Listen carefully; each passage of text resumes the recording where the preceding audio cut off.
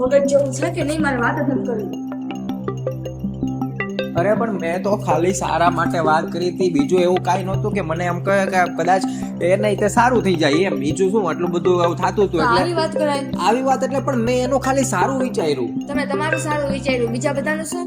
ના તો તારા મમ્મી પપ્પા એટલું બધું રોતા હતા એટલે મેં કીધું, બાકી મને શું. એ તો એના હરખના આંસુ હતા, એમાં તમે દોઢા થવાની જરૂર શું હતી?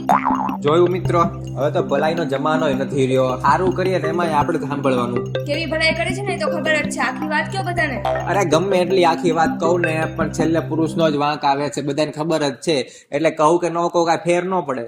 પેલા આખી વાત બધાને કરો તો ખરી, પછી ખબર પડી જ જશે બધાને કે કેવું સારું કામ કર્યું છે ને તમે. જો મિત્રો, આખી વાત હું તમને કહું પછી તમે મને કહેજો કે મેં જે કર્યું અથવા તો મારી જગ્યાએ તમે હો તો તમે શું કરો, બરોબર? હવે અમે ગયા હતા નાની બેનના લગ્નમાં, એટલે કે મારી સાળીના લગ્નમાં. હવે ન્યા એના પપ્પાએ મને ખૂણામાં બોલાવ્યો ને ન્યા મારી પાસે રોવા માંડ્યા કે હવે મારી છોકરી દૂર વહી જશે બીજે ગામ, અને ન્યા અમે કેટલાય ટાઈમે મળવા જઈ શકશું, ને મોટી છોકરી તો અહીંના જ છે ગામમાં ને ગામમાં, તો અમે ગમે ત્યારે મળીએ છીએ ને એમ, પણ હવે નાનીને અમે નહીં મળી શકીએ.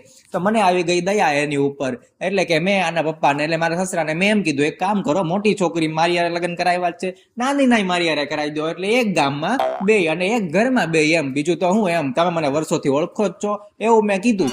અને ઉપરથી પાછું મેં એમ કીધું કે એક ધક્કે તમારે બેયને મળાઈ જાય, બીજું તો હું જોવે હવે આમાં એમ. આ બધાયના રાડું પાડવા માંડ્યા મારી ઉપર. મને દયા આવી એમાં, તમને કોઈ નથી બોલાવતું. મેં હું ખોટું કર્યું, મને જરીક દયા આવી ગઈ, તમે મને કયો લ્યો.